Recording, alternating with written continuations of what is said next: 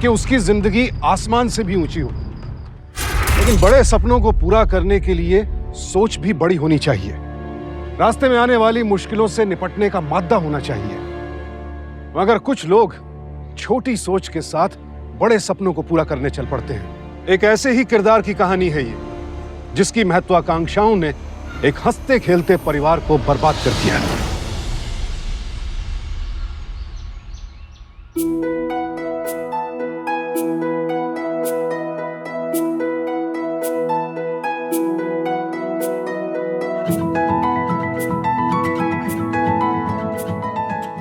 मेरा gift. Wait ना, थोड़ा सा सब्र कर ले। दीदी को पहले खाना बांधने दे, उसके बाद देता हूँ। हाँ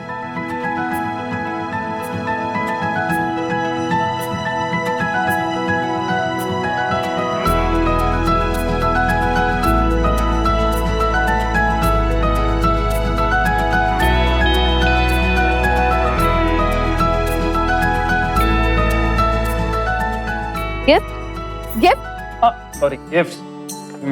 ये लीजिए मैडम, आपका। Thank you. या थैंक यू। वाह, पता है भैया, मैंने लास्ट वीक एक शॉप पे ऐसा सूट देखा था। थैंक यू सो मच भैया, ये बहुत प्रिटी है। दीदी, कैसी लगी साड़ी? ठीक है, कुछ खास नहीं।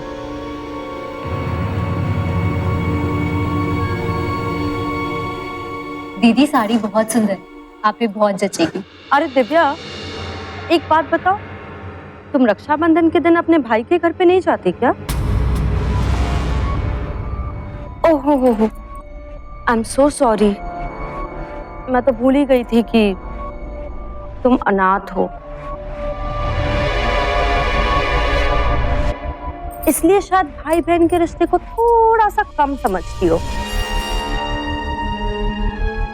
दीदी, आप एक काम करना, आप दुकान पे आ जाना और आपको जो पसंद हो आप वो साड़ी ले लेना, ठीक है?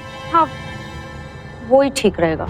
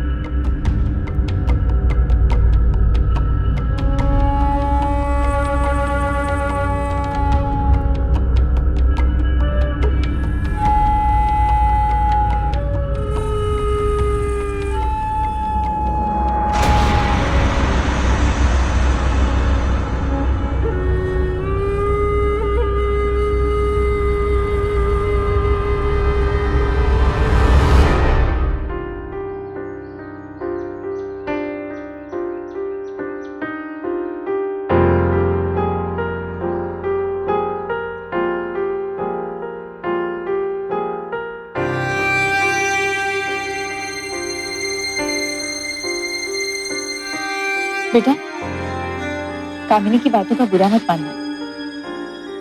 कभी कभी वो कड़वी बातें करती है, लेकिन दिल की वो बुरी नहीं है।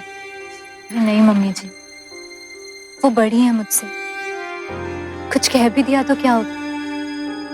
और वैसे भी कुछ गलत तो कहा नहीं है ना। मैं हूं अनाथ, बचपन से ना कभी ऐसा परिवार देखा और ना ही कभी आपस में इतना प्यार। पता है, हम 3 बहनें हैं। मैं हमेशा चाहती थी कि मुझे भी 3 बेटियां हों, लेकिन तुम्हारे राजीव ने ये गिनती खराब कर दी। कोई बात नहीं, फिर भगवान ने तुम दोनों की जोड़ी बना दी और मुझे मेरी तीसरी बेटी दे दी, और तुम्हें ये सारा परिवार। जो हुआ सो हुआ, लेकिन अब तो हम दोनों की ख्वाहिशें पूरी हो गई है ना।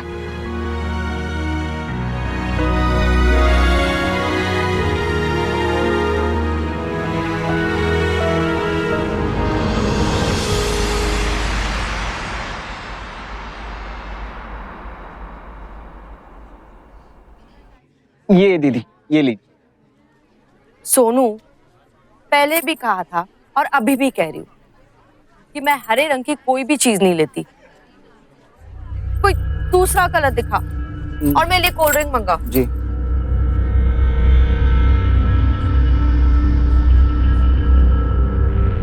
जी सर, क्या दिखाऊं आपके लिए? एक बढ़िया सी साड़ी।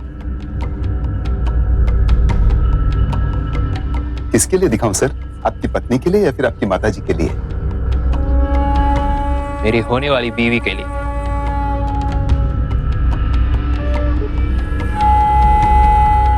आइए सर।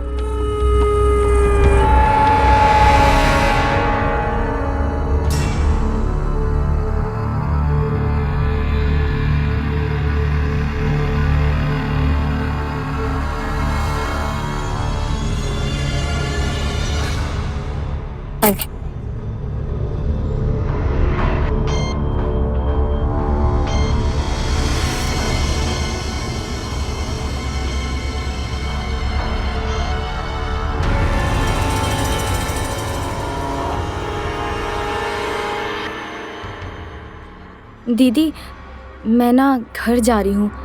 मैं बाद में आके देख लूंगी। अभी मुझे कुछ पसंद भी नहीं आ रहा है। अरे पर क्यों? एक काम था, वो मैं भूल ही गई सुबह। आप देखो ना आराम से, मैं घर पे मिलती हूँ आपसे।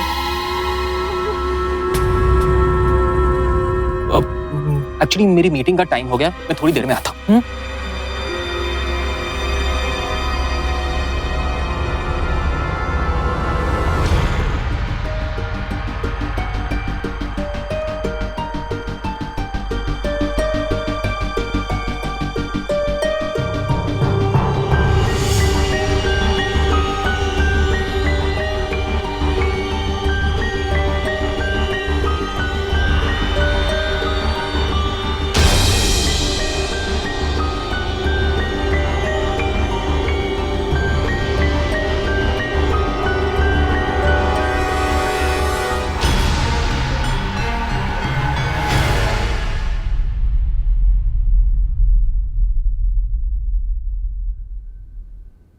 अरे वाह रितु, जब से भाभी घर आई है तो महारानी बन गई है।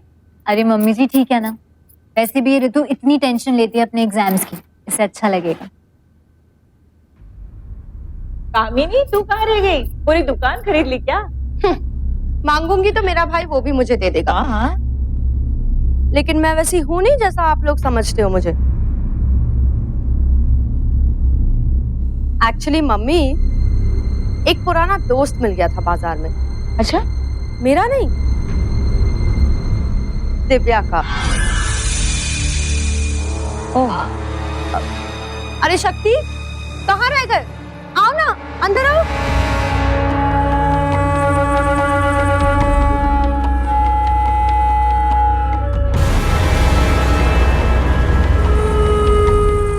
नमस्ते आंटी।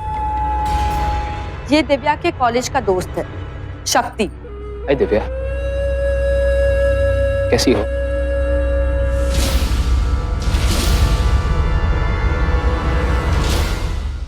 तुम यहाँ कैसे? वो मार्केट में तुम्हारी कामिनी दीदी मिली। She is very interesting, I must say. बातों बातों में तुम्हारा जिक्र हुआ तो सोचा एक हलो तो बनता ही है।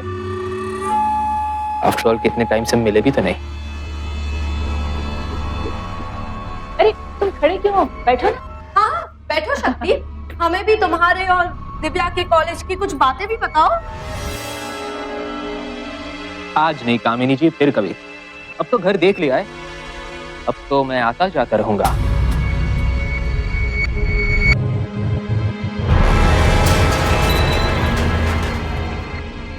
मैं ये साफ करती हूँ।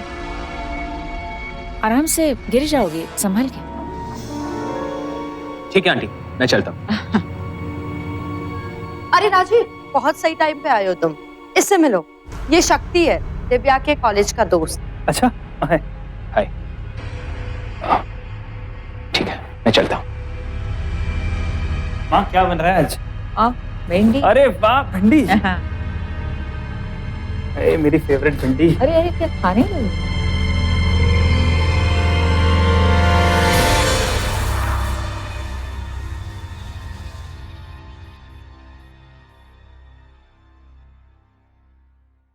आपकी चाय। Thank you.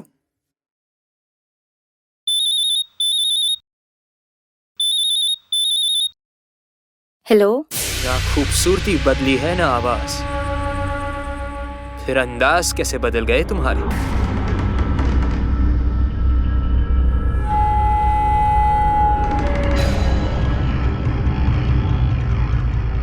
सुनो, आज रात को 8 बजे मेरे घर आ जाओ।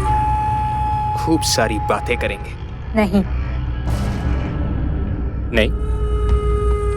ठीक है। अगर तुम आज नहीं आई तो कल मैं तुम्हारे पति राजीव से खूब सारी बातें करूंगा, और बातों बातों में कौन कौन से राज खुल जाए कोई नहीं जानता।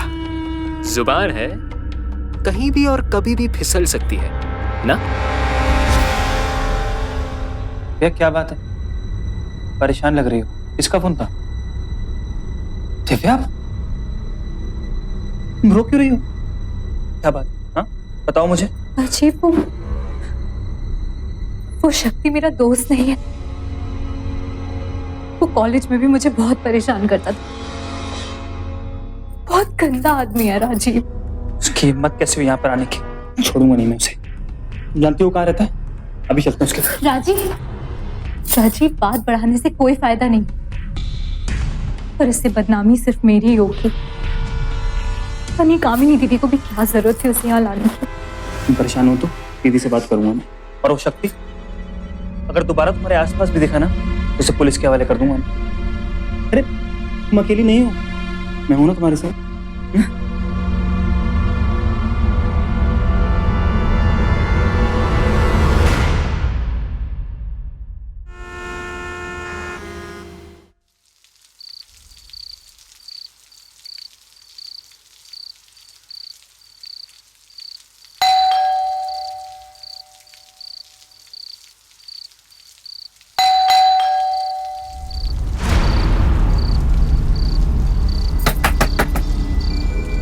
अरे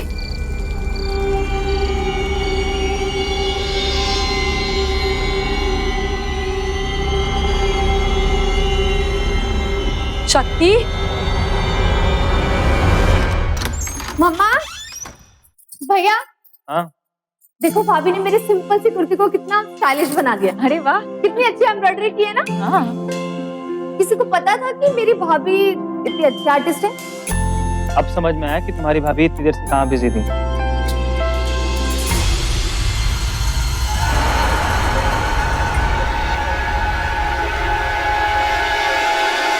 कामिनी, दीदी, दीदी क्या हुआ? कहाँ थे आप इतनी देर से? आप ठीक तो हो ना?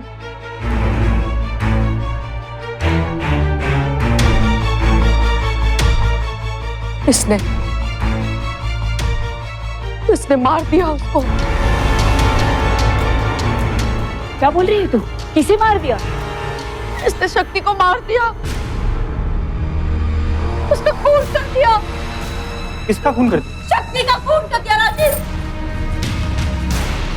क्योंकि ये नहीं चाहती थी कि इसका सच हम सबके सामने आए, इसलिए उसने उसका खून कर दिया। ये क्या उठपटांग बोल रही है तू? मम्मी, मैं सच बोल रही हूँ। अगर आपको मेरा यकीन नहीं आता तो उससे पूछो, इसका क्या रिश्ता था उससे? कोई रिश्ता नहीं था दीदी, मुझे दिव्या ने सब सच बता दिया। अरे वो शक्ति तो उसका दोस्त भी नहीं था, कॉलेज में लड़कियों को परेशान करता था, दिव्या को भी। यहाँ तक कि एक लड़की का अश्लील एमएमएस बनाने के जुर्म में वो जेल में बंद भी था। और ऐसे घटिया इंसान को आप सड़क से उठा के हमारे घर पे ले आए। क्यों दीदी? सिर्फ दिव्या को परेशान करने के लिए ना। लेकिन आज ना आपने सारी हदें पार कर दी। अरे उसके खून का इल्जाम आप मेरी बीवी पे लगा रहे हो। राजीव, मेरा यकीन करो, मैं सच बोल रही हूँ। ये औरत झूठी कहानियां बना रही है। हाँ दीदी, आप ही तो सही हो ना। जब से भैया ने आपकी चॉइस को रिजेक्ट करके भाभी को चूज किया है ना, आप तब से इनसे नफरत करते हो। रितु, जिस बारे में पता ना हो उस बारे में बीच में नहीं बोलना चाहिए। तो आप ही बता दो ना कि आपको किसने बताया कि शक्ति का खून हो गया? वो आज शक्ति ने मुझे अपने घर पर बुलाया था। शक्ति, कहाँ हो तुम? शक्ति, तुम यहाँ हो? सॉरी, एक्चुअली मुझे आने में लेट हो गया। शक्ति,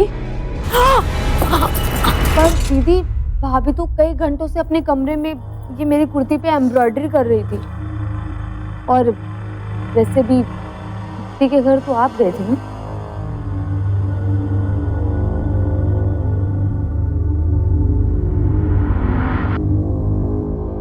क्या? तुम लोग मुझे ऐसे क्यों घूर रहे हो जैसे मैंने खून किया है? तुम लोगों को लगता है मैंने खून किया है? छी! अब मैं ये घर छोड़कर जा रही हूँ। मुझे ऐसे घर में नहीं रहना जहाँ मेरे ही परिवार वाले मुझ पे शक करें। और दीदी,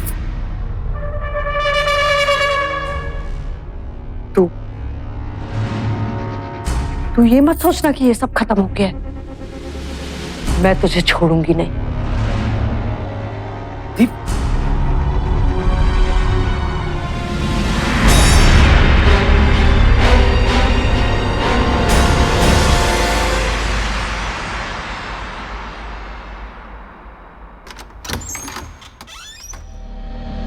इंस्पेक्टर साहब, आप हमें कामनी जी से बात करनी है, शक्ति की हत्या के सिलसिले में।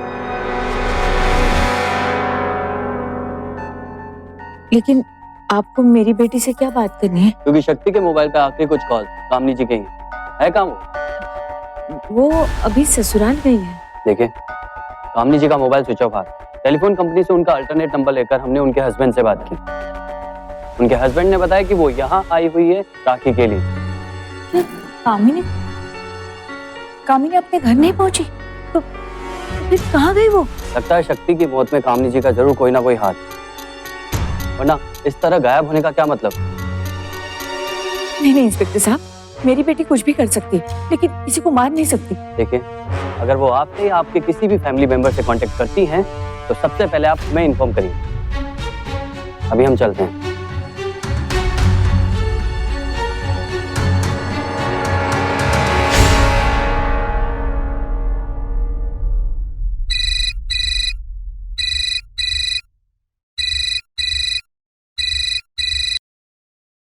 हेलो, कामिनी दीदी कहाँ है आप? पुलिस भी आपको ढूंढ रही है। अच्छा फंसाया तूने मुझे। दीदी, ऐसा कुछ नहीं, ये सब सिर्फ आपका वहम और गुस्सा है। मैं जानती हूँ आपने शक्ति को नहीं मारा है। हाँ, क्योंकि तूने उसे मारा है। नहीं दीदी, पर मुझे पता चल गया है कि किसने मारा है। दीदी, आप प्लीज घर आ जाइए। बेवकूफ समझा है मुझे? पागल हूँ मैं ताकि पुलिस मुझे पकड़ ले अगर खड़ा हो जाऊँ तो? सुन, आज रात को 8 बजे तिलक रोड पर अंडर कंस्ट्रक्शन साइट है, मैं वहां मिलूंगी तुझे। और सुन, अकेली आना। अगर मैंने तुझे किसी के साथ देख लिया या पुलिस को बुला लिया ना तूने, तो सच कह रही हूँ मैं तुझे छोड़ूंगी नहीं। ठीक है दीदी, मैं आ जाऊंगी, पर उसके बाद प्लीज आप मेरे साथ घर आ जाइए। ठीक है।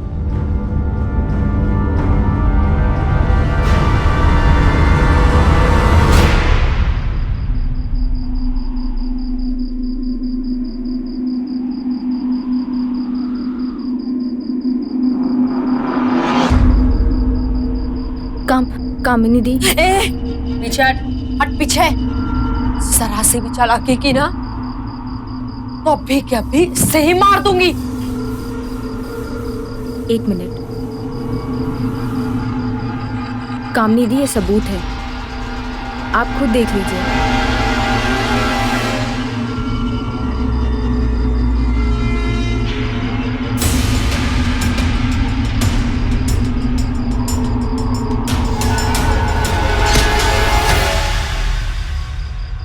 जब पता था कि मैंने किया है और मैं क्या कर सकती हूँ, तो फिर क्यों आई यहां मरने?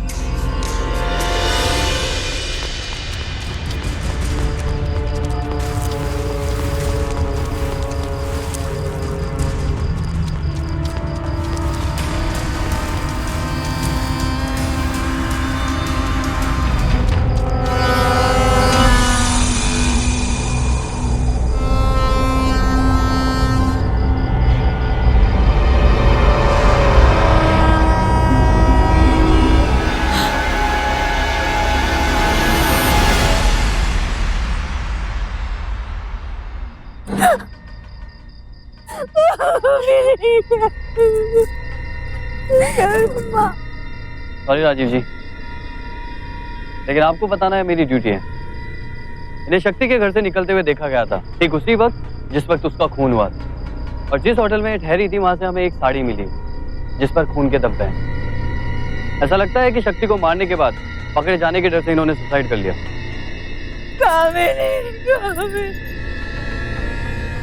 भोली भाली सूरत के पीछे छिपा एक क्रिमिनल चेहरा। कौन सोच सकता था कि ओसवाल परिवार की बहू दिव्या इतनी शातिर होगी। अपने रास्ते में आने वाले हर कांटे को बड़ी सफाई से हटाती चली जा रही है। क्या है दिव्या का इतिहास और ऐसा कौन सा राज है जिसे छिपाने के लिए उसने पहले शक्ति और फिर कामिनी का खून कर दिया। क्या है दिव्या की असलियत और कौन होगा उसका अगला शिकार।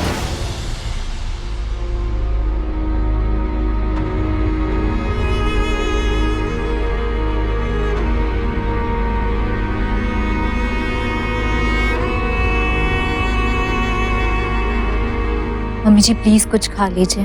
तुम लोग खा लो, मुझे भूख नहीं है।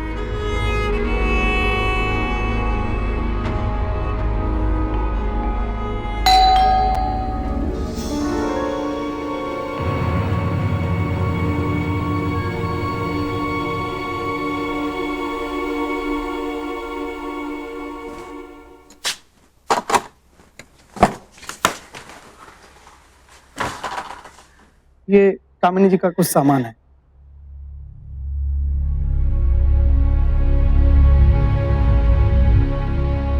ये साइन।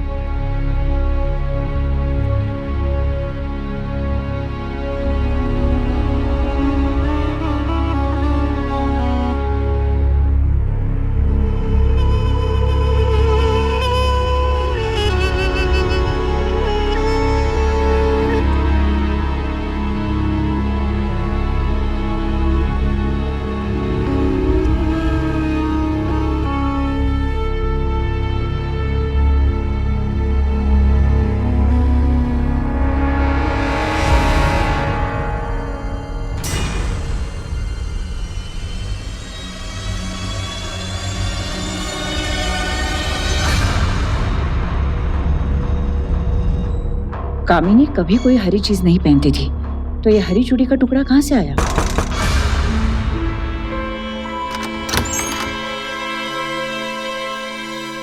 मम्मी जी अब बहुत होगी, आपको एक रोटी तो खानी ही पड़ेगी।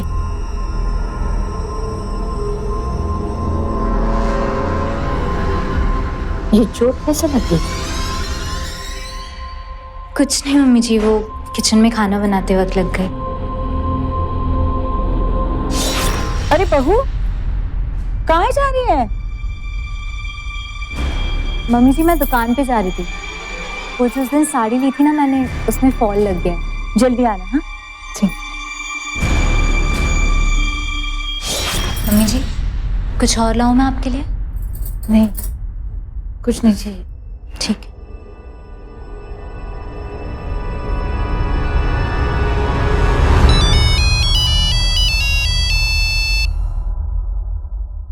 हाँ माँ। राजू, कामिनी जिस दिन बिल्डिंग से गिर गई थी, क्या उस दिन दिव्या शोरूम में आई थी? नहीं माँ, पर क्या हुआ? मैंने उसे कहा था कि कामिनी की साड़ियों को फॉल लग गया हो तो घर लेके आना, शायद वो भूल गई। हाँ, फॉल तो लग गया माँ।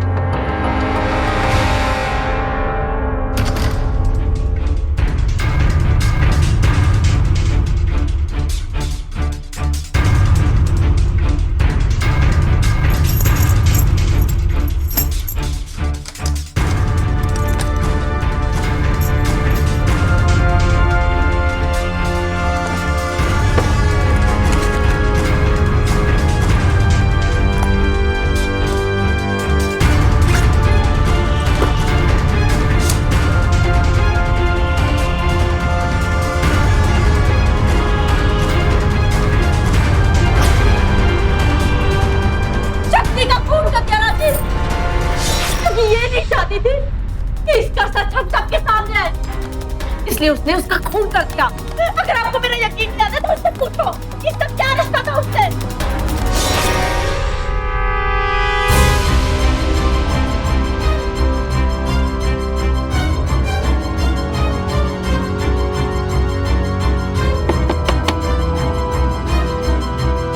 भाभी, मम्मा आप यहाँ पे? हाँ, वो जरा कबर्ड साफ कर रही थी। और भाभी कहाँ पे है? वो किचन में है। अच्छा ठीक है, मैं वहीं मिल लेती हूँ। हाँ।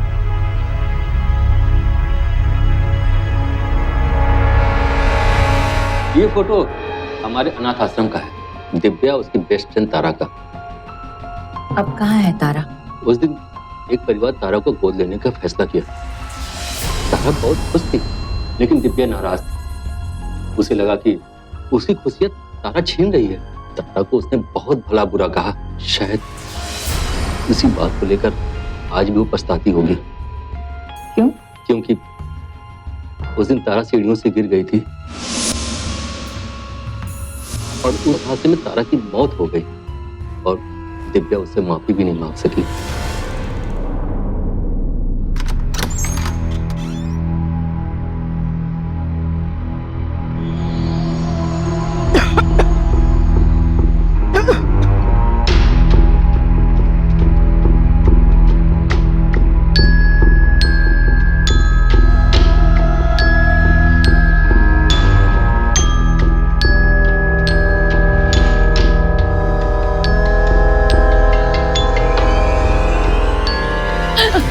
मम्मी जी क्या हुआ? मैंने सोचा आपका सर दबा देती हूँ। आप ठीक तो है ना? नहीं, हाँ ठीक हूँ, बस थोड़ी थकान महसूस हो रही थी। अरे मम्मी जी, थकान तो होगी ही ना। अनाथ आश्रम यहाँ से काफी दूर जो है। आपने बताया ही नहीं कि आप अनाथ आश्रम जा रही हैं। मैं कुछ भिजवा देती ना आपके साथ वहाँ के लिए। नहीं, वो मैं वहाँ से गुजर रही थी तो मैंने सोचा कि वहाँ जाके कोई बात नहीं, मैं एक काम करती हूँ, मैं ना आपके लिए फटाफट एक काढ़ा बना कर लाती हूँ। उससे आपकी सारी परेशानियाँ दूर हो जाएंगी। नहीं, मैं खुद के लिए मसाला चाय बना लेती हूँ। आप क्यों?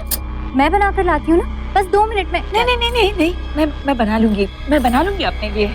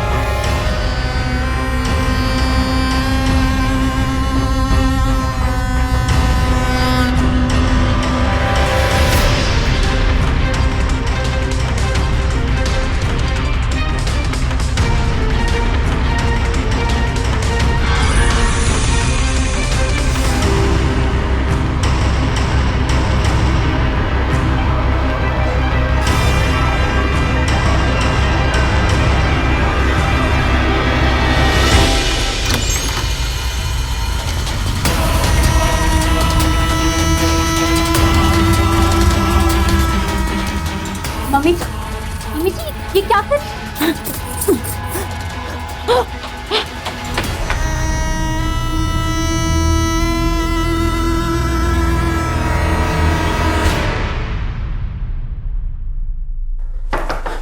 माँ, दरवाजा खोलो। माँ प्लीज दरवाजा खोलो। राजू आ जाओ, जल्दी आ जाओ। माँ आप ठीक हो ना? नहीं, मैं तुम्हें ये बताना चाहती थी कि माँ मुझे दिव्या ने सब बता दिया। थैंक गॉड वो तो वक्त रहते आ गई, वरना कुछ भी हो सकता था। नहीं राजू, ये माँ आप चिंता क्यों कर रहे हो? गैस पाइपलाइन वाले आ गए हैं। अरे वो गैस पाइप ठीक कर देंगे। नहीं, मुझे ये बताना था कि वो अरे आपको तो जुकाम हो गया।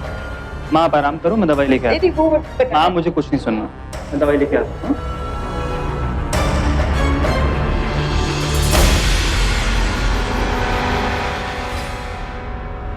राजू को यकीन दिलाने के लिए मुझे शक्ति के परिवार वालों की तलाश करनी पड़ेगी, तभी दिव्या के बारे में पता चलेगा।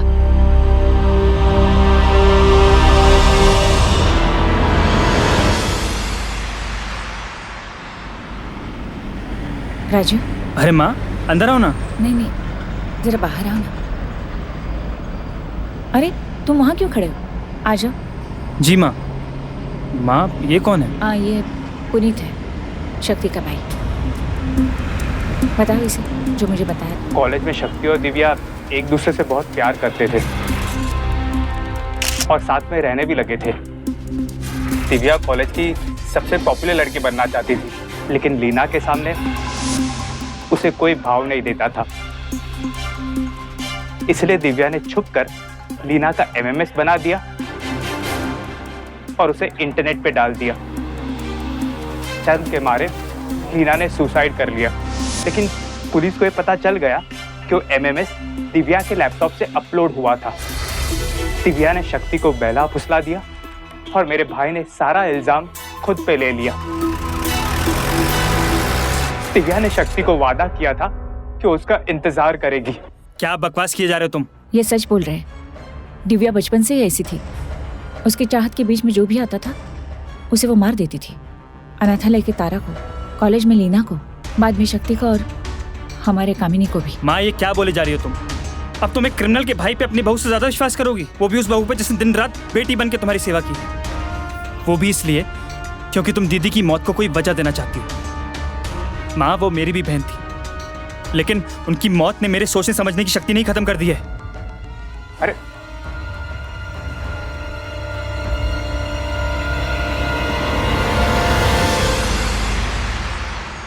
पिछले कुछ दिनों से हम सदमे में हैं, लेकिन किसी के चले जाने से हम जीना तो नहीं छोड़ सकते ना। शहर में नया सर्कस आया है, तो उन तीनों के लिए मैंने टिकट्स मंगवाए। तुम तीनों चले जाओ, दिल बहल जाएगा। मम्मा, आइडिया तो अच्छा है, लेकिन सिर्फ हम तीनों क्यों? आप भी चलो ना हमारे साथ। हाँ माँ, आप भी चलो। नहीं नहीं, मेरे घुटनों का दर्द, मैं आराम करना चाहती हूँ। मम्मी जी, मैं रुक जाती हूँ आपके पास। हाँ माँ, ये सही रहेगा। नहीं, तुम तीनों चले जाओ। मैंने जो कहा सो कह दिया।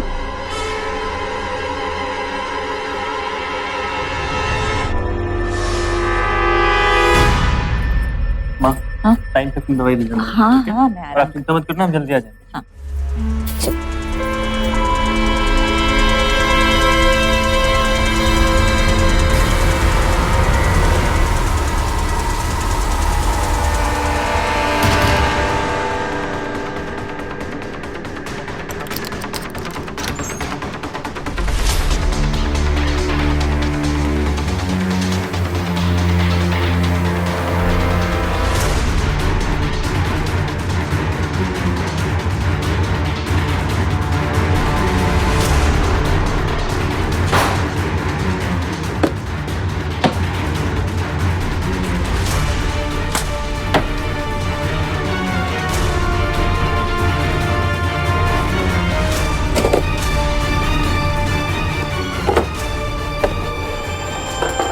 क्या ढूंढ रही है मम्मी जी?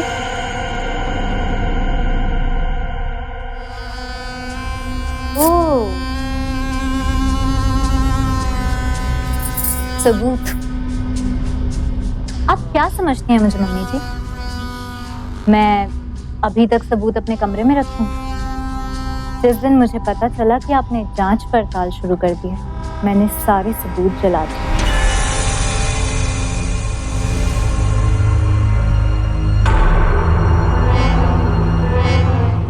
क्या देख रही हैं मम्मी जी? हाँ? ओहो, ऋतु और राजीव को ढूंढ रही हैं। मम्मी जी, उन्हें तो मैंने भेज दिया सर्कस, और मैं यहाँ आ गई आपकी प्यारी बहू की तरह आपकी सेवा करने।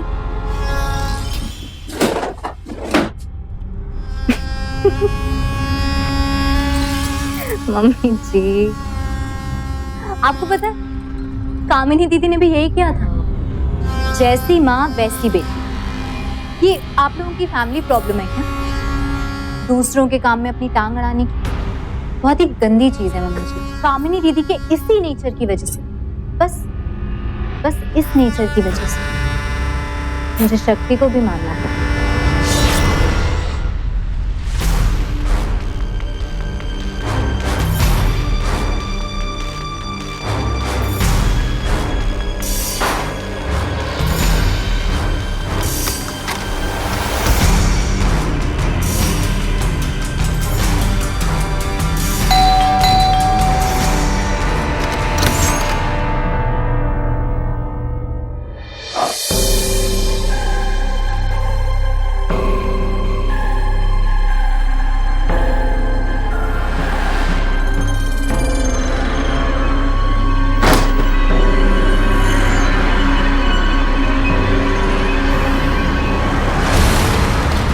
और अगर कोई भी मेरी खुशियां मुझसे छीनने की कोशिश करेगा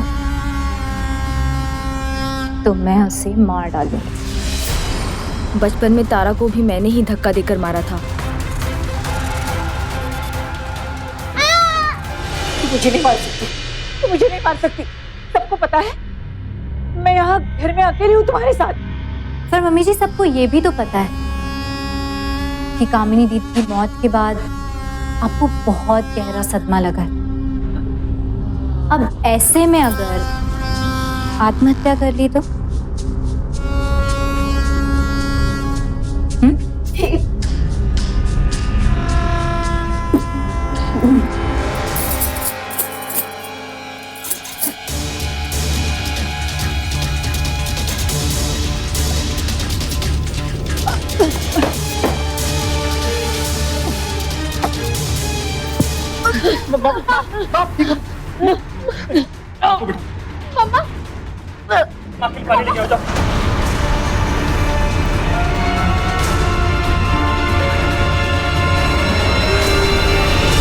कामिनी दीदी की मौत के बाद आपको बहुत गहरा सदमा लगा।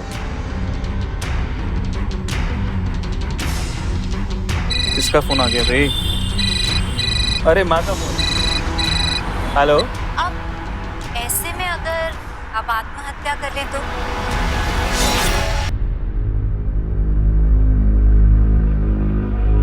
काश मैंने उस दिन अपनी दीदी की बात मान ली होती, आज मेरी बहन मेरे साथ होती। अब अपनी बाकी की पूरी जिंदगी ना जेल में काटना।